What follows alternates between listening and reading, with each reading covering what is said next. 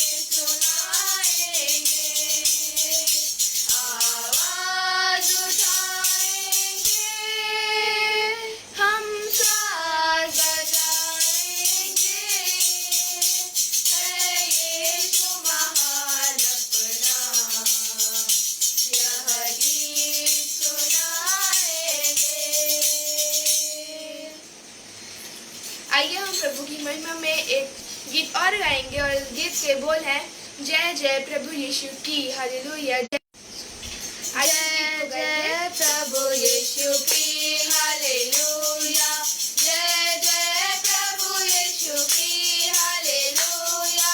हमको बचाने आया जगत में, उसकी स्तुति करो।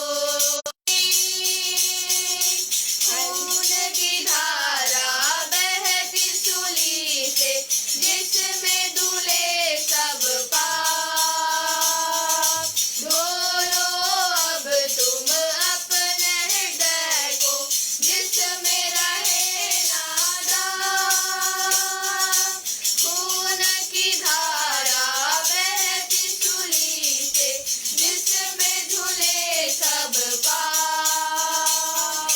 धो लो अब तुम अपने हृदय को, जिसमें रहे ना दाग। जय जय प्रभु यीशु की हालेलुया, जय जय प्रभु यीशु की हालेलुया। हमको बचाने आया जगत में, उसकी स्तुति करो।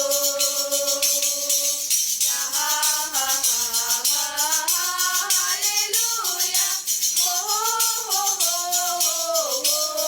होशाना, ला ला ला ला ला।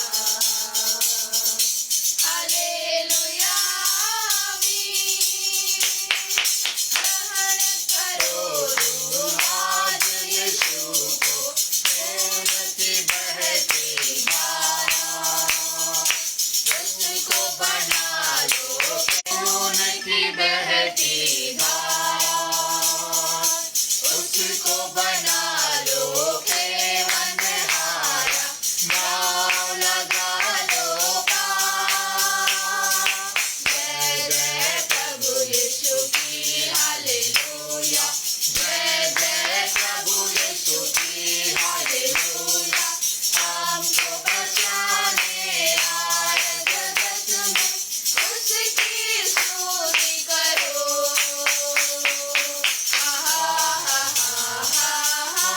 हालेलुया, होशाना, ला ला ला ला। हालेलुया, आमीन। हाल आता मेरा प्रभु जी, ले जाएगा साथ। आशा मेरी अब तो यही है, चलो तुम मेरे साथ। वापस आता मेरा प्रभु जी, ले जाएगा साथ। आशा मेरी अब तो यही है, चलो तुम मेरे साथ। जय जय प्रभु यीशु की हालेलुया, जय जय प्रभु यीशु की हालेलुया। हमको बचाने आया जगत में, उसकी स्तुति करो।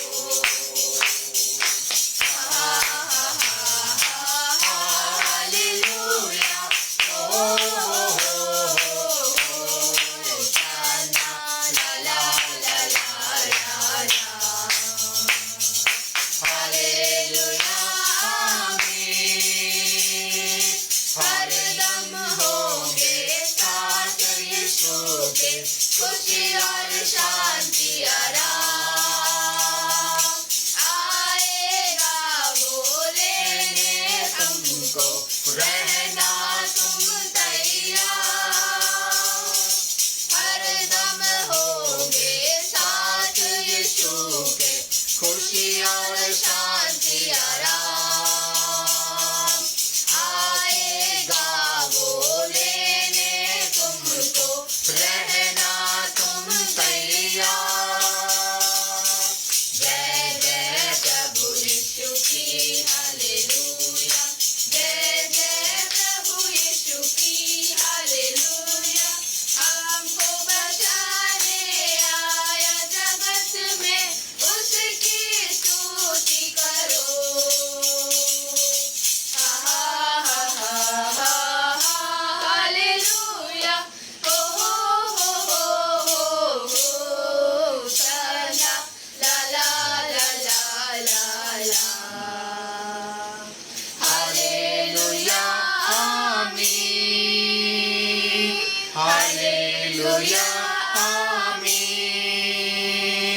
हालेलुया आमीन। आइए हम वचन में जाने से पहले प्रार्थना करेंगे। आइए हम अपनी आंखों को बंद कर उस खुदावन को धन्यवाद दें और प्रार्थना में भाई बहन दीप्ति अर्पित करेंगी। आइए हम प्रार्थना में जाएं। सारी उत्तम आशीषों के देने वाले पिता परमेश्वर, एक बार फिर से आज के दिन और समय को पिता परमेश्वर हम धन्यवाद देते हुए आपके चरणों के समीप में आते हैं। यीशु मसीह के नाम से हम आपको पुकारते और धन्यवाद देते हैं पिता परमेश्वर की सुबह से अभी तक आपने हमें संभाला, परिवार के हर एक सदस्य को, और पिता परमेश्वर आपके सारे बच्चों को जो आपके नाम पे विश्वास करते हैं, आपके अनुसार चलने की कोशिश करते, हर एक को संभाले रखने के लिए प्रभु हम आपका धन्यवाद देते हैं। आज बहुत ही ज़्यादा जितनी भी बड़ी परिस्थितियां शायद खराब रही होंगी प्रभु, आपने सब अपने बच्चों को संभाला, जैसे मुर्गी अपने पंखों के नीचे अपने बच्चे संभालती है। पिता परमेश्वर हम आपके हाथों के नीचे संभाले गए, उसके लिए हम आपको धन्यवाद देते हैं।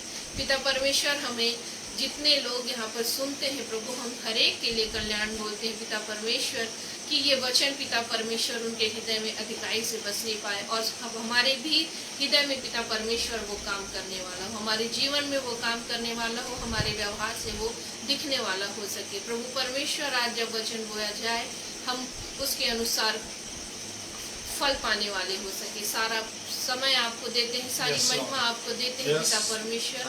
इस विनती को आपके नाम से मांगते हैं, आमीन।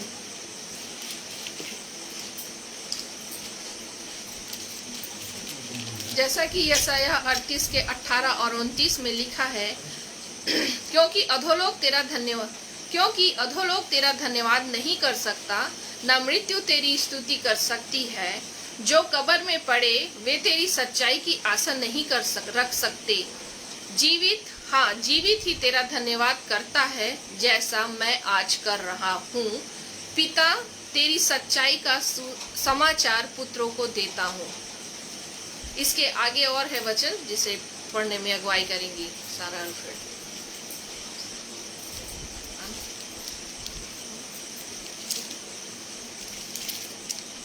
वचन कहता है जो हमें पाया जाता है, भजन संहिता 6 और उसका 5 कहता है, क्योंकि मृत्यु के बाद तेरा स्मरण नहीं होता, अधोलोक में कौन तेरा धन्यवाद करेगा।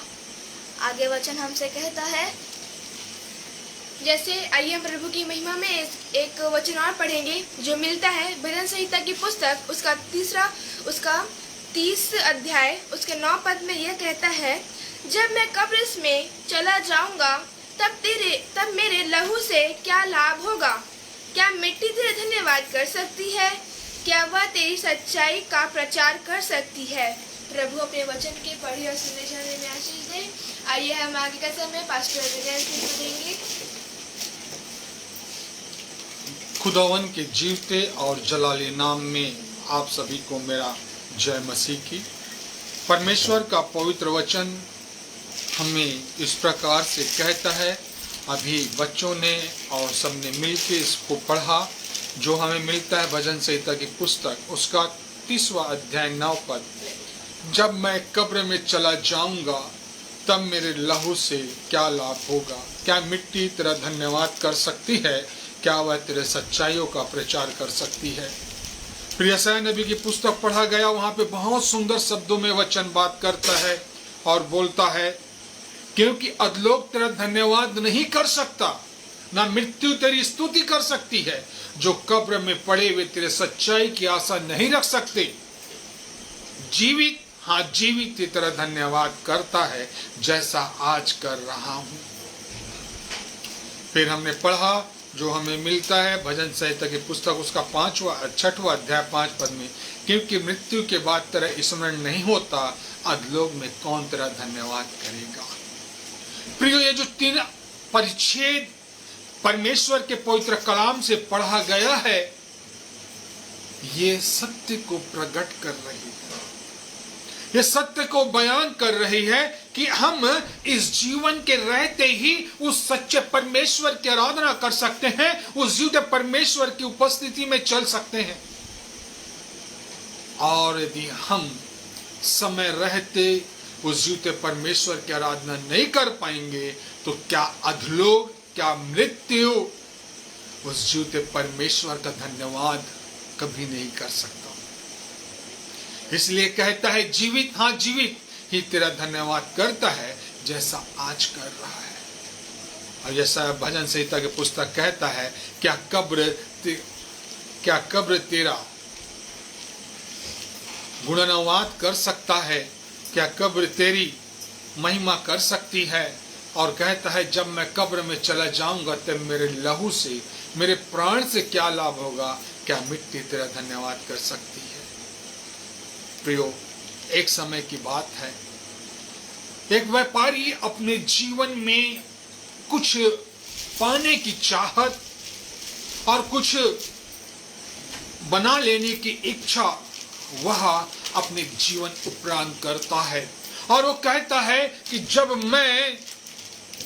जब मैं अपने इस जीवन काल में रिटायर हो जाऊंगा, जब मैं अपनी कमाई पूरी कर लूंगा, तब मैं इस धन का बहुतायत से इस्तेमाल करूंगा। और कहता है वो अपने जीवन भर उस धन को कमाने में अपना समय निकाल देता है।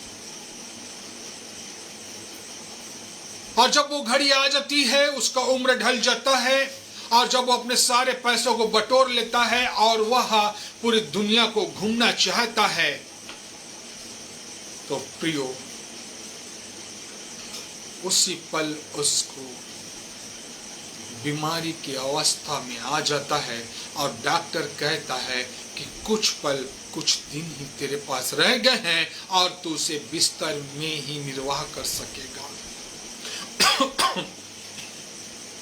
वो व्यापारी सबसे ज्यादा उस समय टूट गया, सबसे ज्यादा उस समय बिखर गया जब डॉक्टर से उस बात को सुना। उसने अपनी जवानी को बर्बाद कर दिया, उसने अपनी जवानी में कुछ नहीं किया और अंत में सोचा कि मैं सब कुछ कर लूंगा, तब सब कुछ खत्म हो गया। प्रियो, परमेश्वर का वचन बहुत सीधा है और बहुत सरल है और बहुत सजग है। सीधा इसलिए है कि वो सीधे सीधे बात करता है और गांठ गांठ और गुदे को भेदता है। सरल इसलिए है कि उसे हर कोई पढ़ सकते हैं और जो पढ़ेगा वो पवित्र कलाम को समझ जाएगा। और कहता है कि जब मैं कब्र में चला जाऊंगा तो मेरे लहू से क्या लाभ होगा। वो व्यापारी अपना पूरा समय कमाई में गुजार दिया, कमाने, धन की लालसा में गंवा दिया कि मैं अंत में सब कुछ कर लूंगा, परंतु उसके पास समय नहीं रहा। ठीक आज मनुष्य के पास भी यही कुछ है। अपने दिनचर्या में निरंतर कमाते रहता है और कहता है कि शाम को मैं आकर उस परमेश्वर के पास चला जाऊंगा, लेकिन शरीर क्या होता है, शिथिल हो जाती है। इसीलिए पवित्र कलाम कहता है आत्मा तो तैयार है परंतु शरीर कमजोर है प्रियो, लाचार है प्रियो। हमें उसको क्या करना है, खींचना है। लेकिन हमारे पास अभी जवानी की अवस्था में समय है, तो क्यों ना हम उस जीवते परमेश्वर के करीब आए, हम उस जीवते परमेश्वर को धन्यवाद दें, हम उस जीवते परमेश्वर की स्तुति और महिमा करें, हम उस जीवते परमेश्वर के लिए अपने आप को खर्च करें। नहीं तो हम भी उस व्यापारी के समान हो जाएंगे और अंत में उठा लिए जाएंगे। बाइबल में लिखा है ना, लूका सुसमाचार और उसका 12वां अध्याय में उस धनवान व्यक्ति का वर्णन है जो अपने बखारी में का बहुत धन उपजाया और उसे बखारी में रखा और कहता है कि हे मेरे मन, खा पी और सुख और चैन से रहे। वचन बताता है कि वचन उससे कहता है कि आज ही तेरा प्राण तुझसे ले लिया जाएगा। लूका 12 उसके 20 पद में कहता है, हे मूर्ख, इसी रात तेरा प्राण तुझसे ले लिया जाएगा। क्या लाभ हुआ ऐसे जीवन से। इसलिए मेरे प्रिय वचन सिखलाता है कि जो परमेश्वर हमें समय देता है, जो परमेश्वर हमारी अगुवाई करता है, उस समय हम उसकी स्तुति, आराधना, उसकी महिमा करें। हम अपने जीवन से समय निकालें अपने जीवते परमेश्वर को। क्या उस जीवते परमेश्वर ने आपको देखा जब हम कोराब को देखा कि हम पाप के कीच में डूबे हुए थे, पाप के दलदल में सड़ रहे थे, तो उस परमेश्वर ने समय रहते अपने पुत्र को भेजा और वचन कहता है ठीक समय में वह हम सब के लिए मारा गया। यदि आज वो नहीं मारा गया रहता तो आप और मैं आज पाप के दासत्व में बंधे होते और अपनी जीवन पाप में व्यतीत करते। इसलिए प्रियो हमें अपने आप को सोचना है वचन में, इसलिए हमें अपने आप को देखना है कि वचन क्या कहता है। वचन कहता है भजन संहिता की पुस्तक 30 और 9 पद में, जब मैं कब्र में, वचन कहता है कि जब मैं कब्र में चला जाऊंगा तब मेरे लहू से क्या लाभ होगी। आइए हम कुछ बातों को देखने का प्रयास करेंगे क्योंकि परमेश्वर ने हमें यह समय, क्योंकि परमेश्वर ने हमें एक अवसर दिया है, एक समय दिया है कि हम अपने जीवित परमेश्वर की स्तुति, महिमा, आराधना कर सकें। आइए छोटी छोटी बात को देखेंगे, इस समय और अवसर का हम कैसे इस्तेमाल करें, कैसे हम अपने जीवन में उपयोग करें। पहली बात हम देखते हैं कि वचन से अभी वो उद्धार पाने का समय है। पहली बात हम देखते हैं अभी उद्धार पाने का समय है। प्रियो अभी हमारे पास समय है, अभी हमारे पास जीवन है। मैं ये नहीं कहता कि अभी मैं जवान हूं, अभी हम सब जवान हैं। अभी मैं ये कहता हूं हम सब के पास परमेश्वर ने समय दिया है, तो क्यों ना हम उस उद्धार को प्राप्त करें। परमेश्वर का वचन मुझको भी समय देता है, हम सबको परमेश्वर का वचन समय दिया है और इस समय में हम बहुतायत से उस अवसर का हम इस्तेमाल करें।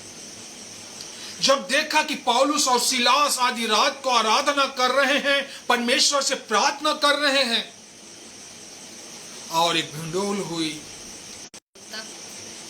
चाहिए। वचन कहता है कि वे चाहते तो भाग सकते थे, परंतु वे क्या कर रहे थे, अंदर में वो इंतजार कर रहे थे। और जब दरोगा की नींद खुली, देखा हालात और मंजर कुछ और थे। वो डर गया कि सारे कैदी भाग गया होगा, अब मेरा क्या होगा। और दरोगा अपने आप को नष्ट करना चाहा।